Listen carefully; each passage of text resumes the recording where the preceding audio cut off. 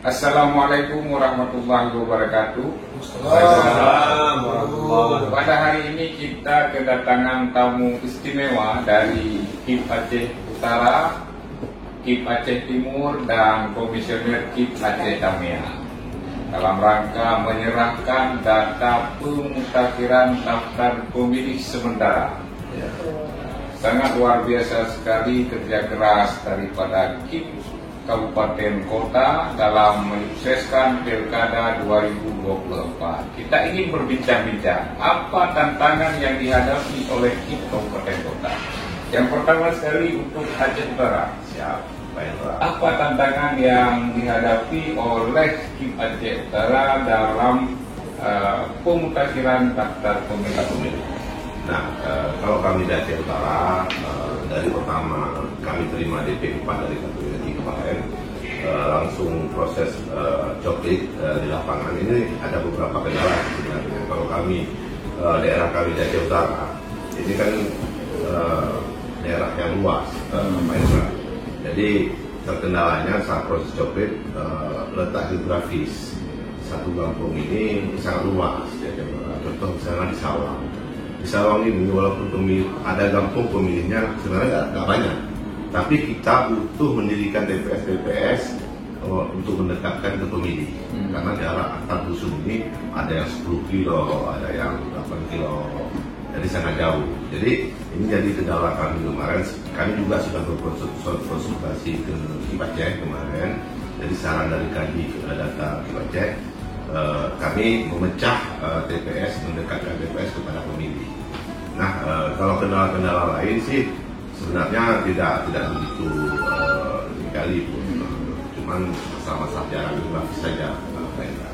Jadi kami kemarin tanggal 10 sudah melakukan rekapitulasi dan penetapan TPS.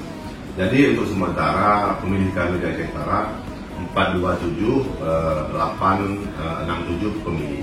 Nah, di Aceh kan kami yang paling banyak, banyak pemilihnya. Ya, nomor 1 lah. Kalau di Aceh, kalau kita bandingkan luar Aceh masih kalah jauh. Iya, gimana? Aceh Timur ketiga. Kita kirim kan? Gempa. Jadi kalau kita 427 867 pemilih. Jadi yang tersebar di 27 kecamatan di 852 desa se-Aceh Utara. Aceh Timur, apakah ada kendala dalam pemutakhiran daftar pemilih? Ya, kalau berbicara kendala mungkin hampir sama dengan Kabupaten Aceh Utara, karena kami juga memiliki luas wilayah yang sangat luas. Kalau Aceh Timur 6.000 kilometer persegi ya, kalau nggak salah, paling luas.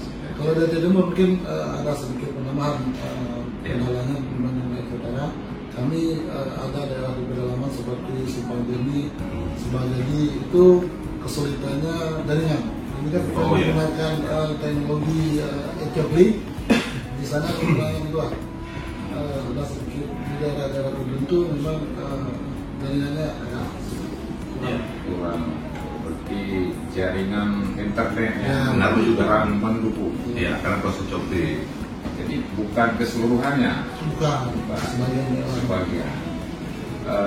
Berapa jumlah pemilih yang sudah direkap untuk sementara di Aceh Timur?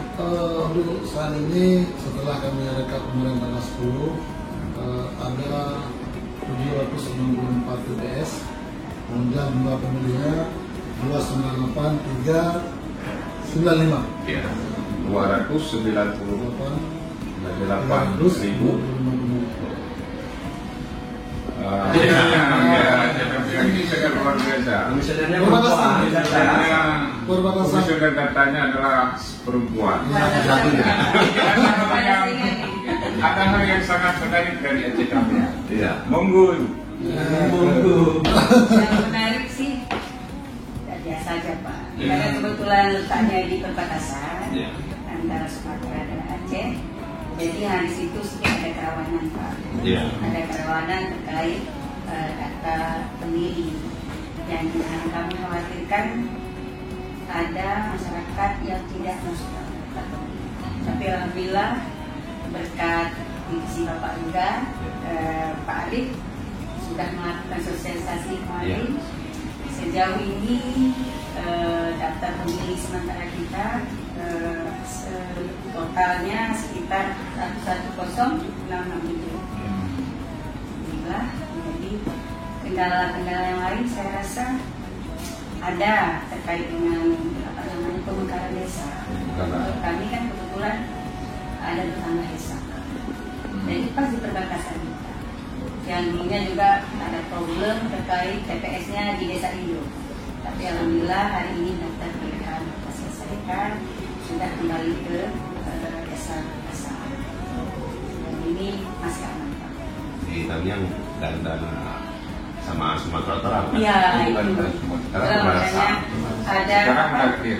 alhamdulillah sejauh ini sudah. Ya, karena Rivalisasi kita memang sosialisasinya di daerah perbatasan. Tempo hari juga Pak Waka dari Pak Husni yang adalah hadir juga di daerah perbatasan untuk melakukan sosialisasi. Terima kasih Bu. Ini turut hadir juga divisi Ya. KIP Aceh Utara. Ya. Strategi apa yang Bapak lakukan terhadap KIP Aceh Utara dalam menyampaikan informasi daftar pemilih ini kepada masyarakat? Ya.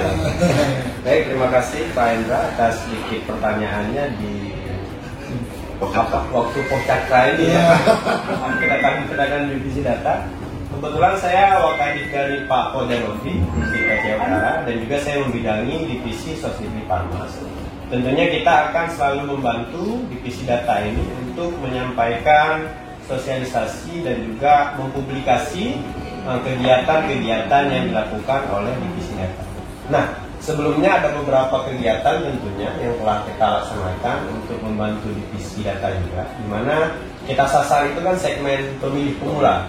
Di sekolah-sekolah sudah kita lakukan sosialisasi di 27 sekolah, di 27 kecamatan, karena Aceh Utara kan terdiri dari 27 kecamatan, di mana kita sasar segmen pemilih pemula itu untuk kita edukasi bahwa mereka itu bisa mengecek dirinya sudah jadi pemilih atau belum melalui cek DPT online. Namun di cek DPT online pilkada ini berbeda dengan pemilu nyatanya Pak Indra, di mana ketika sudah kita masukkan nomor nih, kemudian kita harus mengisi juga nomor WA kita untuk dikirimkan OTP, baru kemudian keluar dia itu memilih di TPS mana.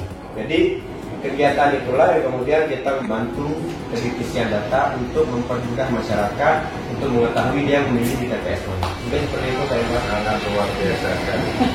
Ini saya tekankan bahwa divisi sosialisasi dan pendidikan pemilih wajib berkolaborasi dengan divisi-divisi lainnya dalam menyampaikan informasi tahapan Pilkada Aceh tahun 2020. Saya rasa demikian. Terima kasih Bapak-Bapak dan Ibu.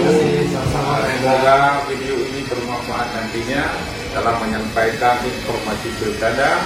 Semoga Pilkada Aceh tahun 2024 sukses dilaksanakan. Assalamualaikum warahmatullahi wabarakatuh. Waalaikumsalam warahmatullahi wabarakatuh.